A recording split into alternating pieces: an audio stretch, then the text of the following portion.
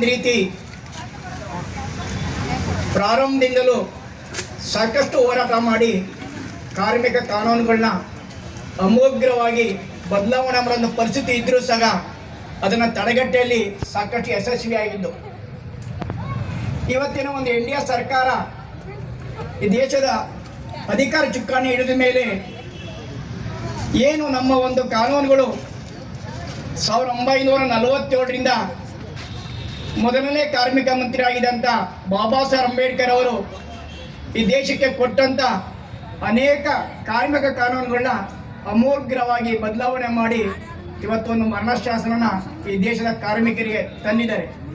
ಇದು ಒಂದು ರೀತಿ ನಮಗೆ ಒಂದು ಕರಾಳ ದಿನ ಆಗಿದೆ. ಕಾರ್ಮಿಕರು ಬರೀ ನಾವು ಒಂದು ಅಸಂಘಟಿತ ಕಾರ್ಮಿಕರು, ಒಂದು ಸಂಘಟಿತ ಕಾರ್ಮಿಕರು ಅಂತೇಳಿ ನಾವು ಹಂಚಿ ಹೋಗಿ ಒಂದು ಕಾರ್ಖಾನೆ ಒಳಗಡೆ ಒಂದು 100 ಜನ ಇದ್ದರೆ ಇವತ್ತಿನ ಪರಿಸ್ಥಿತಿ ಸಂಘಟಿತ ಕಾರ್ಮಿಕರು 30 ಜನ ಇದ್ದರೆ 70ಕ್ಕೂ ಮೇಲ್ಪಟ್ಟು ಅಸಂಘಟಿತ ಕಾರ್ಮಿಕರಿದ್ದಾರೆ. ನಾವು ಸಂಘಟಿತ ಕಾರ್ಮಿಕರಾಗಿ ಅಸಂಘಟಿತ ಕಾರ್ಮಿಕನ ರಕ್ಷಣೆ ಮಾಡೋ ಒಂದು ಜವಾಬ್ದಾರಿನ ನಾವು ತಗೊಂತಲೇ ಇಲ್ಲ. ಎಲ್ಲೋ ಒಂದು ಕಡೆ ಕಾಂಟ್ರಾಕ್ಟ್ ಆಗಿರುವಂತನು ಕಾಂಟ್ರಾಕ್ಟರ್ ಕೆಲಸ ಮಾಡಬೇಕು, ಅವನು ಮಿನಿಮಮ್ ವೇಜಸ್ ತಗೋಬೇಕು. ನಾವು ಮಾತ್ರ ನಮ್ಮ ವೇಜನ್ನ ಬಾರ್ಗೇನ್ ಮಾಡೋ ಮುಖಾಂತರ ಸೌಲಭ್ಯಗಳು ಹೆಚ್ಚಿಸ್ಕೊಂಡು ಕೊನೆಗೆ ಏನಾಗುತ್ತೆ ಅಂದರೆ ಯಾವುದೇ ಕಾರ್ಖಾನೆಗಳಲ್ಲಿ ಇತ್ತೀಚಿನ ದಿನಗಳಲ್ಲಿ ಪರ್ಮಿಟ್ ಅನ್ನೋದು ಇಲ್ಲದೆ ಒಂದಲ್ಲ ಒಂದು ರೀತಿ VSS VRS ಮುಖಾಂತರ ಇವತ್ತು ಮಾಲೀಕನಿಗೆ ಯಾವ ರೀತಿ ಆಗಿದೆ ಅಂದರೆ ಏನಾದರೂ ಒಂದು ವೇಜ್ ಸದ್ಬಳ ಮಾಡಬೇಕು ಅಂತಂದರೆ ನಮ್ಮ ಒಂದು ಬಾರ್ಗೇನಿಂಗ್ ಕೆಪಾಸಿಟಿನೇ ಇವತ್ತು ಕಳ್ಕೊಂಡಿದ್ದೀವಿ. ಕೊಟ್ಟಷ್ಟು ಇಸ್ಕೊ, ನೀನು ಹೇಳಿದ ಕಂಡೀಷನ್ ಷರತ್ತುಗಳಿಗೆ ಸೈನ್ ಮಾಡಿದರೆ ಒಪ್ಪಂದ ಇಲ್ಲ ಏನು ಬೇಕಾದ್ರೂ ಮಾಡ್ಕೋ ಅನ್ನೋ ಒಂದು ಪರಿಸ್ಥಿತಿನ ಇವತ್ತು ನಾವು ನಿರ್ಮಾಣ ಮಾಡ್ಕೊಂಡಿದ್ದೀವಿ. ಇವತ್ತು ಸಿದ್ದನಗೌಡ ಪಾಟೀಲ್ ಹೇಳಿರು 10 ಕೋಟಿಗೂ ಮೇಲ್ಪಟ್ಟು ಇವತ್ತು ನಾವು ಸಂಘಟಿತ ಕಾರ್ಮಿಕರಿದ್ದೀವಿ, 40 ಕೋಟಿಗೂ ಮೇಲ್ಪಟ್ಟು ಅಸಂಘಟಿತ ಕಾರ್ಮಿಕರಿದ್ದೀವಿ. ಆ 10 ಕೋಟಿ ಸಂಘಟಿತ ಕಾರ್ಮಿಕರು ದಿನೇ ದಿನೇ ಸಂಖ್ಯೆ ಕುಸಿತಾ ಇದೆ. ಅದೇ ರೀತಿ ಅವರ ಒಂದು ಸಂಕುಚಿತ ಮನೋಭಾವನೆಯಿಂದ ಇವತ್ತು ಯಾವ ರೀತಿ ಆಗ್ತಾ ಇದೆ ಅಂತಂದರೆ ಮುಂದಿನ ದಿನದಲ್ಲಿ ನಮ್ಮ ಬದುಕು ತುಂಬ ದುಸ್ತರ ಆಗ್ತಾ ಇದೆ. ಇದ್ರ ಕಡೆ ಹತ್ರ ನಮ್ಮ ಕೇಂದ್ರ ಸಂಘಟನೆಯ ಮುಖಂಡರುಗಳು ಎಲ್ಲ ಮನೋಭಾವಗಳನ್ನ ಒಂದುಗೂಡಿಸಿ ಅಸಂಘಟಿತ ಕಾರ್ಮಿಕರಾಗಿರ್ಬೋದು, ಸಂಘಟಿತ ಕಾರ್ಮಿಕರಾಗಿರ್ಬೋದು, ಎಲ್ಲರಿಗೂ ದೇಶದ ಕಾರ್ಮಿಕರೇ ದುಡಿಯೋ ವರ್ಗದ ಒಂದು ಜನಗಳೇ ಅನ್ನೋ ಒಂದು ಇದನ್ನು ಇಟ್ಕೊಂಡು ಪ್ರತಿಯೊಂದು ಕಾರ್ಖಾನೆಗಳು ಸಹ ನಾವು ಅಸಂಘಟಿತ ಕಾರ್ಮಿಕರನ್ನ ಒಂದು ಯೂನಿಯನ್ ಮಾಡಿಸೋ ಮುಖಾಂತರ ಸಂಘಟಿತ ಕಾರ್ಮಿಕರು ಅವ್ರಿಗೆ ಬೆಂಬಲ ಕೊಡುವ ಮುಖಾಂತರ ಆಡಳಿತ ವರ್ಗ ಮತ್ತು ಸರ್ಕಾರಗಳ ಒಂದು ದೇಶಗಳನ್ನ ಹಿಮ್ಮೆಟ್ಟಿಸೋ ಮುಖಾಂತರ ಈ ದೇಶದ ಎಲ್ಲ ಕಾರ್ಮಿಕರು ಒಟ್ಟಾಗಿ ನಾವು ಮುಂದೆ ಹೋಗಬೇಕು. ಇದು ಸಂಬಂಧಪಟ್ಟಿದ ಹಾಗೆ INTC ಪರವಾಗಿ ಎಂತಹ ಒಂದು ಸಂದರ್ಭ ಬಂದರೂ ಸಹ ನಾವು ಕೇಂದ್ರ ಸಂಘಟನೆಗಳು ತಗೊಳ್ಳುವಂಥ ತೀರ್ಮಾನಗಳಿಗೆ ಭದ್ರಾಗಿರ್ತೀವಿ ಅಂತೇಳಿ ಈ ಸಂದರ್ಭದಲ್ಲಿ ಮಾತಾಡೋಕ್ಕೆ ಅವಕಾಶ ಮಾಡಿಕೊಟ್ಟಂಥ ಎಲ್ಲ ಗಣ್ಯರಿಗೂ ನಿಮ್ಮೆಲ್ಲರಿಗೂ ಹೊಂದಿಸಿ ನಾನು INTC ಪರವಾಗಿ ನಾನು ಮಾತುಕೊಳ್ತೀನಿ. ಧನ್ಯವಾದ. ಹಿರಿಯ ಕಾರ್ಮಿಕ ಮುಖಂಡರಾಗಿರ್ತಕ್ಕಂತಹ ಡಿ ಗಂಗೂಬೈರವರಿಗೆ ವಂದನೆಗಳು. ಈಗ HMS ಪರವಾಗಿ ತಿರುಮಲೆ ಅವರು ಮಾತಾಡಬೇಕು.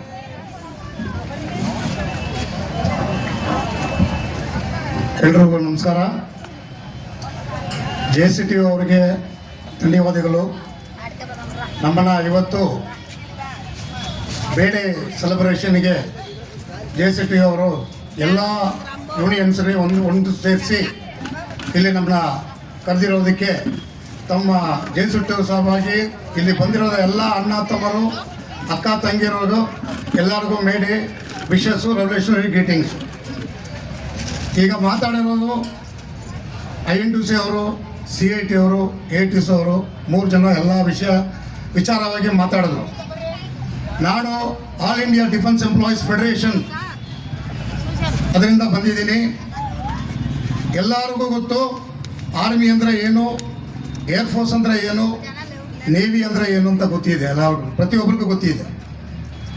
ಈಗ ಕನ್ಸ್ಟ್ರಕ್ಷನ್ ವರ್ಕಿಂದ ಹಿಡಿದು ಟ್ಯಾಕ್ಸಿ ಡ್ರೈವರ್, BD ವರ್ಕರ್ಸ್ ಎಲ್ಲ ಕಾರ್ಮಿಕರ ಬಗ್ಗೆ ಎಲ್ಲರೂ ಮಾತಾಡಿದ್ರು. ಬಾಕಿ ಎಲ್ಲರಿಗೂ ಈ ಡಿಫೆನ್ಸ್ ಸಿವಿಲಿಯನ್ ಎಂಪ್ಲಾಯೀಸ್ದು ಸ್ಥಿತಿ ಏನಿದೆ ಈ ಗೌರ್ಮೆಂಟ್ ಬಂದ ಮೇಲೆ ನಾನು ಅದನ್ನು ನಿಮ್ಮ ಮುಂದೆ ಈ ಮೇಡೆನಲ್ಲಿ ಮುಂದೆ ಇಕ್ಕೋದಕ್ಕೆ ನಾನು ಇಷ್ಟಪಡ್ತಾ ಇದ್ದೀನಿ.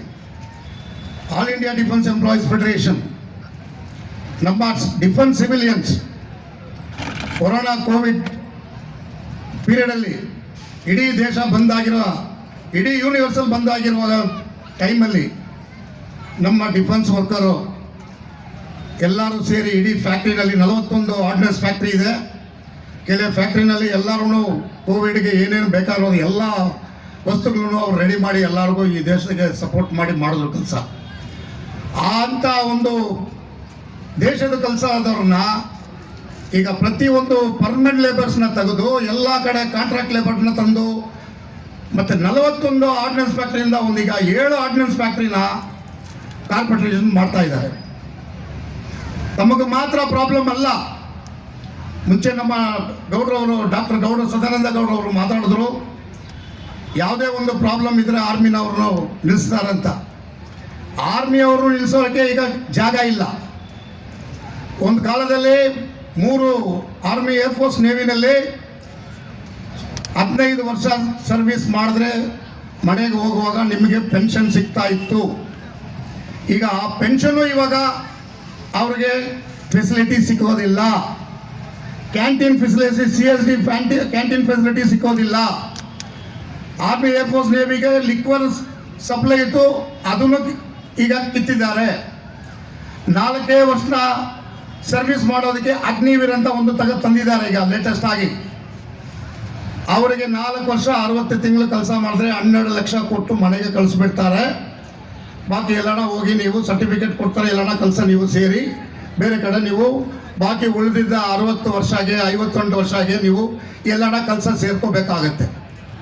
So there is no guarantee for the work, life security. ಯಾವುದಕ್ಕೆ ಈ ಗೌರ್ಮೆಂಟ್ ಬಂದ ಮೇಲೆ ನಮಗೆ ಯಾವುದು, ನಿಮ್ಗೆ ಮಾತ್ರ ಅಲ್ಲ, ಪ್ರೈವೇಟ್ ಸೆಕ್ಟರ್ಗಂತಲ್ಲ, ಸ್ಟೇಟ್ ಗೌರ್ಮೆಂಟ್ ಆಗಲಿ ಸೆಂಟ್ರಲ್ ಗೌರ್ಮೆಂಟ್ ಎಲ್ಲ ಒಂದೇ ರೀತಿಯಲ್ಲಿ ಇದ್ದಿದ್ದಕ್ಕೆ ಈ JCTರು ಎಲ್ಲ ನಮ್ಮ ಸೆಂಟ್ರಲ್ ಗೌರ್ಮೆಂಟ್ ಸೆಂಟ್ರಲ್ ಫೆಡರೇಷನ್ನು ಒಗ್ಗಟ್ಟಾಗಿ ಸೇರಿ ಇವಾಗ ನಿಮ್ಮ ಮುಂದೆ ಬಂದು ನಿಂತು ಎಲ್ಲ ಪ್ರತಿಯೊಬ್ಬರು ಮನಸ್ಸಲ್ಲಿ ಏನು ನೋವಿದೆ ಅದನ್ನು ತಮ್ಮ ಮುಂದೆ ಎಲ್ಲ ಲೀಡರ್ಸು ಮಡಗ್ತಾ ಇದ್ದಾರೆ.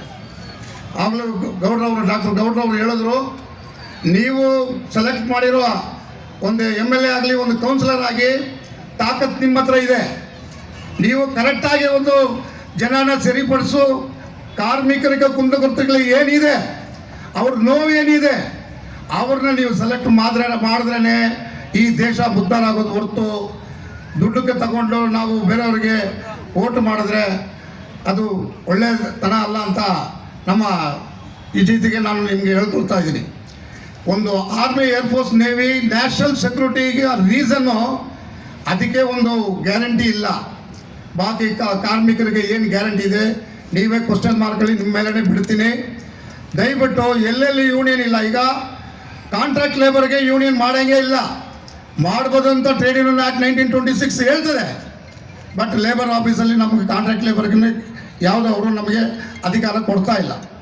ಈಚೀಚೆಗೆ ನಮ್ಮ ಪರ್ಮನೆಂಟ್ ಲೇಬರ್ ಕಮಿಷನ್ ಅವ್ರಿಗೆ ಹೇಳಿದ್ರಲ್ಲ 4 ಕೋಡ್, ಆ 4 ಕೋಡ್ ಈಗ ಅಮೆಂಡ್ಮೆಂಟ್ ಮಾಡಿದ್ರೆ ಯಾವ ಕಾರ್ಮಿಕರು ನಮ್ಮ ವಾಯ್ಸ್ ರೈಸ್ ಮಾಡೋಕ್ಕೆ ಸಾಧ್ಯನೇ ಇಲ್ಲ. ದಯವಿಟ್ಟು comrades, poor becomes poor, rich become rich. ಬಡವರು ಬಡತನದರೇ ಇರಬೇಕು, ದುಡ್ಡಿರೋರು ದುಡ್ಡಿನ ಮೇಲೆ ಹೋಗ್ತಾ ಇರಬೇಕು. ಆ ಕಾಲದಿಂದ ಈ ಕಾಲದಲ್ಲಿ ನಮ್ಮ ಇಂಡಿಪೆಂಡೆನ್ಸ್ ಡೇ ಆಗಿತ್ತು, ಈಗಲೂ ಹಂಗೆ ಇದೆ. ನಮ್ಮ ಮೀನಾಕ್ಷಿ ಸುಂದರಂ ಸರ್ ಕಾಮ್ರೇಡ್ ಅವರು ಹೇಳಿದ್ರು, 30,000 ರೂಪಾಯಿ ಮಿನಿಮಮ್ ಒಂದು ಫ್ಯಾಮ್ಲಿಗೆ. ಒಂದು ಮನೆ ಸಿಂಗಲ್ ಬೆಡ್ರೂಮ್ ಬೆಂಗಳೂರು ಒಳಗಡೆ 15,000 ರೂಪಾಯಿ. 30,000 ರೂಪಾಯಿ ಸಾರ್ ಹೇಳೋತರ 30,000 ರೂಪಾಯಿ ನೀವು ತಗೊಂಡು 15,000 ರೂಪಾಯಿ ಬಾಡಿಗೆ ಕೊಟ್ಟು ಮಕ್ಕಳಾದರೆ ಮೆಡಿಕಲ್ಗೆ ಈ 15,000 ನಮಗೆ ಸಾಲ ಆಗ್ತದ? ಆ ಥರ ಒಂದು ಸ್ಥಿತಿಯಲ್ಲಿ ನಾವು ಇದ್ದೀವಿ. ದಯವಿಟ್ಟು ಎಷ್ಟೋ ಮೇಡೆ ಬರ್ತದೆ, ಎಲ್ಲ ಲೀಡ್ರು ನಾವು ಪೇಂಟ್ ತಗೊಂಡು ಎಲ್ಲ ಲೀಡರ್ಸು ಮಾತಾಡ್ತಾರೆ. ಒಂದು ನ್ಯಾಷನಲ್ ಸೆಕ್ಯೂರಿಟಿಗೆ ಇಷ್ಟೊಂದು ವರ್ಸ್ಟ್ ಕಂಡೀಷನ್ ಇದ್ದರೆ ಬಾಕಿ ಇರೋರಿಗೆ ಯಾವ ಕಂಡೀಷನಲ್ಲಿ ಇದ್ದೀರಾ ಅಂತ ನಿಮ್ಮ ಒಳಗಡೆ ಈ ಮಾತನ್ನು ಮಾಡುತ್ತೀನಿ. ನೀವೇ ಕೇಳ್ಕೋಬೇಕು ಅದು ನಿಮ್ಮ ಹೃದಯಂದಾನ. ಸೊ ನಾವೊಂದು ಬೀದಿಗೆ ಬಂದು ಲಾಸ್ಟು ಒಂದು ಹೋರಾಟ ಮಾಡೋದಕ್ಕೆ ನಾವು ಟೌನಲ್ಲಿ ಇದೇ ಥರ ಎಲ್ಲರೂ ಸೇರಿದ್ವಿ. ಇದೇ ಗೌರ್ಮೆಂಟ್ ಇವತ್ತು ಅಲ್ಲಿಂದ ಮೆರವಣಿಗೆ ಮಾಡೋದಕ್ಕೆ ನಮಗೆ ಅಧಿಕಾರ ಕೊಟ್ಟರು. ಬಟ್ ಲಾಸ್ಟು ನಾವೊಂದು ಸ್ಟ್ರೈಕ್ ಅಂತ ಮಾಡುವಾಗ ನಮ್ಗೆ ಎಲ್ಲರನ್ನೂ ಪೊಲೀಸ್ ವ್ಯಾನ್ ತೊಗೊಂಡು ಬಂದು ಎಲ್ಲರನ್ನ ಹತ್ತಿಸಿ ಆಡುಗೋಡಿ ಪೊಲೀಸ್ ಸ್ಟೇಷನಲ್ಲಿ ತೊಗೊಂಡು ಇದೇ ನಮ್ಮ HMS ಲೀಡ್ರಿಂದ ಎಲ್ಲ ಲೀಡ್ರನ್ನ ತೊಗೊಂಡು ಹೋಗಿ ಅಲ್ಲಿ ಹಾಕಿ ಮಧ್ಯಾಹ್ನ 2:30-3 ಗಂಟೆ ತನಕ ನೀರು ಯಾವುದೋ ಒಂದು ವ್ಯವಸ್ಥೆ ಮಾಡಿದ್ರೆ ಎಲ್ಲ ಲೀಡ್ಗಳು ಮತ್ತು ಕಾರ್ಮಿಕರನ್ನ ಆಮೇಲೆ 3 ಗಂಟೆ ಮೇಲೆ ಎಲ್ಲರನ್ನೂ ಮನೆಗೆ ವಾಪಸ್ ಕಳಿಸಿದ್ರು. ಈ ಗೌರ್ಮೆಂಟು BJP ಗೌರ್ಮೆಂಟಿಗೆ ಕ್ರಿಟಿಸೈಸ್ ಮಾಡ್ತಾ ಇದೆ. ಈ ಕಾರ್ಮಿಕರೆಲ್ಲ ಒಗ್ಗಟ್ಟಾಗಿ ಸೇರಿ ನಾವು ಸ್ಟ್ರೈಕ್ ಮಾಡಿದ್ರೆ ನಮಗೆ ಬೆಲೆ ಕೊಟ್ಟಿಲ್ಲ, ಅವಾಗ ಗೌರ್ಮೆಂಟ್ ಇಬ್ಬರು ಒಂದಾಗ್ಬಿಡ್ತಾರೆ, ನಮ್ಮನ್ನು ಬೀದಿರಲ್ಲಿ ಬಿಟ್ಬಿಡ್ತಾ ಇದ್ದಾರೆ. ಪೊಲೀಸ್ನ ನಮ್ಮ ಮುಂದೆ ನಿಲ್ಲಿಸಿ ನಮ್ಮ ಹಕ್ಕನ್ನ ನಮ್ಮ ರೈಟ್ಸ್ನ ನಾವು ಮಾತಾಡಿದ್ರೆ ಕೆಲಸಗಳು ಮಾಡ್ತಾ ಇದ್ದಾರೆ ಇದೇ ಗೌರ್ಮೆಂಟ್.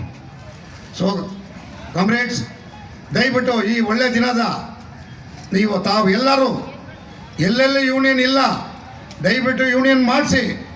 ಒಳ್ಳೆ ಎಲ್ಲ ಟ್ರೇಡ್ ಯೂನಿಯನ್ನಲ್ಲಿ ಕ್ಲಾಸಸ್ ಇದೆ, ದಯವಿಟ್ಟು ಟ್ರೇಡ್ ಯೂನಿಯನ್ ಕ್ಲಾಸ್ ಅಟೆಂಡ್ ಮಾಡಿ. ಪ್ರತಿಯೊಂದು ಇದು ಸೆಂಟ್ರಲ್ ಫೆಡರೇಷನು ಟ್ರೇಡ್ ಯೂನಿಯನ್ ಕ್ಲಾಸಸ್ಸು ಮಾಡ್ತಾ ಇದೆ.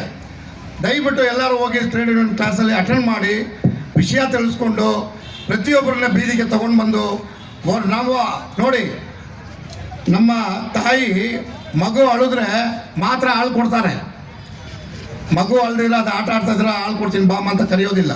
ಆ ಪರಿಸ್ಥಿತಿಯಲ್ಲಿ ನಾವು ಇದ್ದೀವಿ. ನಮಗೆ ಹೊಟ್ಟೆ ನೋವು, ನಮ್ಮ ಹೆಂಡತಿ ಮಕ್ಕಳು, ತಂದೆ ತಾಯಿ, ಅಣ್ಣ ತಮ್ಮ, ಅಕ್ಕ ತಂಗಿರು ನಾವು ಕಾಪಾಡಬೇಕು, ಬೇರೆ ಯಾರು ಬಂದರೂ ಕಾಪಾಡೋದಿಲ್ಲ. ನಾವು ದುಡಿತು, ನಾವು ಆ ದುಡ್ಡನ್ನ ತಗೊಂಡು ಹೋಗಿ ಮನೆಗೆ ಕೊಟ್ಟರೆ ಎಲ್ಲರೂ ನಮಗೆ ಗೌರವ ಕೊಡೋದು. ಸೊ ಬೇರು ಸುಟ್ಟು ನಾವು ದುಡ್ಡು ಸಂಪಾದನೆ ಮಾಡಿ ತಗೊಂಡು ಹೋಗಿ ನಮಗೆ ರೈಟ್ಸ್ ಇಲ್ಲ ಅಂದರೆ ಬೇರೆ ಯಾರಿಗೆ ರೈಟ್ ಸಿಗ್ತದೆ? So don't depend on the government, depend on your self, fight for the ಕಾಸ್. ನಾವು ಎಲ್ಲರಿಗೂ ಅದೇ ಹೇಳ್ತಾ ಇದ್ದೀನಿ, ಯುನೈಟಿ ಆಗಿರಬೇಕು. ನಮ್ಮ ಯುನೈಟಿನ ನಮ್ಮ ಸ್ಟ್ರೆಂಗ್ತನ್ನ ತೋರಿಸ್ಬೇಕು. ಈ ಸ್ಟ್ರೆಂಗ್ತ್ ನೋಡಿದ್ರೇ ಪ್ರತಿಯೊಂದು ಎಲ್ಲರೂ ನಮ್ಮ ಮುಂದೆ ಮಾತಾಡೋರು ಎಲ್ಲ ಪ್ರತಿಯೊಂದು ಹೇಳಿದ್ರು. ಸ್ಟ್ರೆಂಗ್ತ್ ಇಲ್ಲಾಂದರೆ ಏನು ಮಾಡೋಕ್ಕಾಗೋದಿಲ್ಲ. ನೇಪಾಳಲ್ಲಿ ಏನಾಯಿತು ನಿಮಗೆ ಗೊತ್ತು, ಶ್ರೀಲಂಕಾನಲ್ಲಿ ಏನಾಯಿತು ಅಂತ ನಿಮಗೆ ಗೊತ್ತು.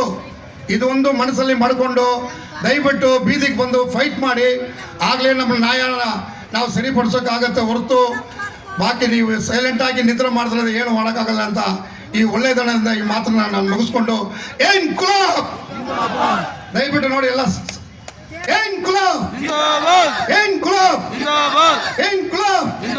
ವರ್ಕರ್ಸ್ ಯೂನಿಟಿ ಸಾಹೇಬ್ರೆ, workers unity, workers unity, JCTU